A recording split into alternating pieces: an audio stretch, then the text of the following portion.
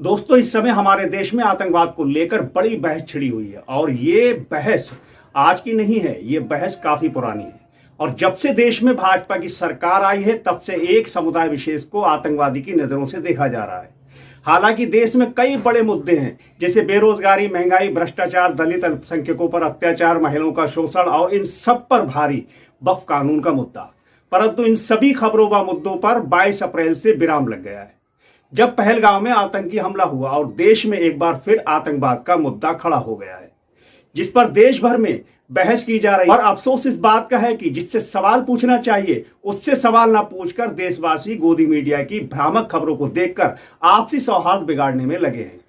देश भर से खबरें आ रही हैं कि आतंकवाद के नाम पर मुसलमानों को प्रताड़ित किया जा रहा है और उन्हें शक की नजर से देखा जा रहा है। कुछ नारंगी खटमल मुसलमानों से पूछ रहे हैं कि आखिर आतंकवादी मुसलमान ही क्यों होते हैं। तो बता दूं कि आतंकवादी का कोई धर्म नहीं होता, आतंकवादी सिर्फ आतंकवादी होते हैं। पर फिर भी हजारों नाम ऐसे हैं जिनके नाम इस्लामिक नहीं है और वो मुसलमान भी नहीं है पर आतंकवादी हैं, जैसे भारतीय जनता पार्टी की पूर्व सांसद प्रज्ञा ठाकुर। जी हां, प्रज्ञा सिंह ठाकुर को अब फांसी की सजा दिलाने की मांग की गई। तो दोस्तों नमस्कार, मैं इरशाद अली और आप देख रहे हैं यूपी 76 न्यूज, खबर हमारी दुनिया तक। बस आपसे एक ही निवेदन है कि यदि आप हमें फेसबुक पर देख रहे हैं तो फॉलो करें और यदि यूट्यूब पर देख रहे हैं तो चैनल को सब्सक्राइब करके घंटी वाला बटन जरूर दबाएं। गाय के पेशाब से कैंसर ठीक करने वाली, फुटबॉल, वॉलीबॉल, क्रिकेट खेलने वाली और हर समय अपने विवादित बयानों से चर्चाओं में रहने वाली भाजपा की पूर्व सांसद प्रज्ञा सिंह ठाकुर, वैसे तो उन्हें खेल कूदने का बड़ा शौक है, पर जैसे ही कोर्ट में हाजिरी की सूचना आती है प्रज्ञा सिंह ठाकुर बीमार हो जाती हैं और ऐसा लगता है कि अब प्राण निकले और तब प्राण निकले। लेकिन जब भी उन्हें अदालत में पेश होना है, या तो वो बेड पर लेट जाती हैं या फिर व्हील चेयर पर बैठ जाती हैं, खुद को अपाहिज और लाचार बताने लगती हैं। तो ये वीडियो उनके लिए है जो कहते हैं कि आतंकवादी सिर्फ मुसलमान होते हैं। देखिए, ऐसे होते हैं आतंकवादी। भाजपा की सांसद, खुद को साध्वी बताने वाली प्रज्ञा सिंह ठाकुर के लिए एनआईए ने फांसी की मांग की है।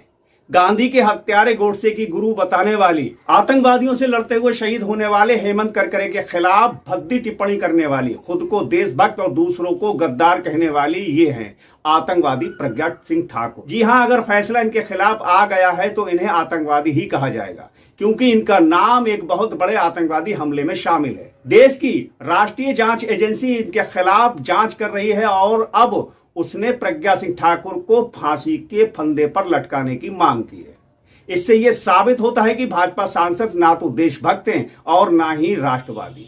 देश के नौजवानों और सिर्फ मुसलमानों को आतंकवादी मानने वाले ये नहीं जानते कि प्रज्ञा सिंह ठाकुर एक आतंकवादी है, हमले में आरोपी है और लंबे समय से जेल में रह रही और खुद को बीमार बताकर इलाज के लिए जेल से बाहर है। तो दोस्तों, सवाल यह है कि आखिर क्यों एनआईए प्रज्ञा ठाकुर के लिए मौत मांग रहा है? आखिर क्यों जेल से निकलने के लिए बीमार हो जाती है प्रज्ञा सिंह ठाकुर? आखिर क्यों प्रज्ञा सिंह ठाकुर के हाथ बेगुनाहों के खून से रंगे हैं? तो आइए अब सुनते हैं खबर को विस्तार से। हमारे देश में नारे भी लगाए जाते हैं, दंगे भी भड़काए जाते हैं और इसका एक ही मतलब है, राजनीति और नफरत। दोस्तों, 2008 के मालेगांव मामले की जांच करने वाली राष्ट्रीय एजेंसी एनआईए ने मुंबई के स्पेशल कोर्ट में प्रज्ञा सिंह ठाकुर सहित सभी 7 आरोपियों के ऊपर यूएपीए की धारा 16 के तहत फांसी की सजा की मांग की है। हमले के आरोपियों में पूर्व सांसद साध्वी प्रज्ञा सिंह ठाकुर भी शामिल हैं। बता दें कि यह मामला पिछले 17 सालों से चल रहा है और इस बम धमाके में 6 लोगों की मौत हो गई थी। मरने वाले सभी मुसलमान थे और लगभग 100 लोग घायल हुए थे। बताते चले कि साल 2008 में महाराष्ट्र के मालेगांव में एक बम धमाका हुआ था, जिसमें आतंकवादियों की गतिविधियों में कुछ कट्टर हिंदू सोच रखने वाले लोगों को गिरफ्तार किया गया था। शुरुआत में महाराष्ट्र एटीएस ने इस मामले में साध्वी प्रज्ञा सिंह ठाकुर को मुख्य आरोपी माना गया, परंतु बाद में इस मामले ने एनआईए ने जांच शुरू की और फिर इस मामले में कई उतार चढ़ाव आए। 7 लोगों पर हिंदुत्व विचारधारा से जुड़े होने का आरोप लगाया गया, जिसमें प्रज्ञा सिंह ठाकुर, कर्नल प्रसाद पुरोहित, मेजर रमेश उपाध्याय, अजय राहिकर, समीर कुलकर्णी, स्वामी दयानंद पाले और सुधाकर चतुर्वेदी शामिल हैं। एनआईए ने अपनी दलील में कहा कि आरोपियों ने एक साजिश के तहत धमाके की योजना बनाई और फिर उसे अंजाम दिया। एजेंसी ने अदालत से नरमी न बरतने की अपील करते हुए आरोपियों को मौत की सजा की मांग की है। एनआईए ने कहा है कि एक आतंकी गतिविधि जिसमें निर्दोष लोगों की जान गई। एजेंसी का कहना है कि इस मामले में कुल 323 गवाहों में से 32 गवाहों ने कथित दबाव में आकर अपने बयान वापस ले लिए, लेकिन इसका यह मतलब नहीं कि आरोपियों को इस मामले में कोई फायदा मिल सकता है। सभी दलीलें पूरी होने के बाद एनआईए ने अपनी दलील 1500 पृष्ठों में अदालत में पेश कर दी है। फिलहाल अदालत ने अपना फैसला सुरक्षित रखा है और जज ए.के. लाहुड़ी 8 मई को फैसला सुनाने वाले हैं। एनआईए ने प्रज्ञा ठाकुर के खिलाफ पहले यह तर्क दिया था कि ठोस सबूत नहीं मिले हैं, लेकिन अब एजेंसी ने अपना रुख बदलते हुए कहा है कि प्रज्ञा ठाकुर इस मामले में सीधे तौर पर शामिल थी। प्रज्ञा ठाकुर ने इस साजिश की बैठक में हिस्सा लिया, साथ ही उनकी मोटरसाइकिल एलएमएल फ्रीडम का इस्तेमाल बम लगाने की साजिश में हुआ। वहीं इस मामले में जमीयत उलमाए हिंद महाराष्ट्र के लीगल सेल के वकील शाहिद नजीर ने कहा कि एजेंसी ने यूपीए की धारा 16 का हवाला देते हुए आरोपियों के लिए सख्त सजा की अपील की है। अगर किसी आतंकवादी गतिविधि में मौत होती है तो दोषी को मौत की सजा दी जा सकती है। जमीयत के सीनियर वकील शरीफ शेख ने भी प्रज्ञा ठाकुर की भूमिका पर गंभीर सवाल उठाए हैं और उन्होंने कहा है कि उनकी मौजूदगी और संलिप्तता इस मामले में साफ तौर पर नजर आती है।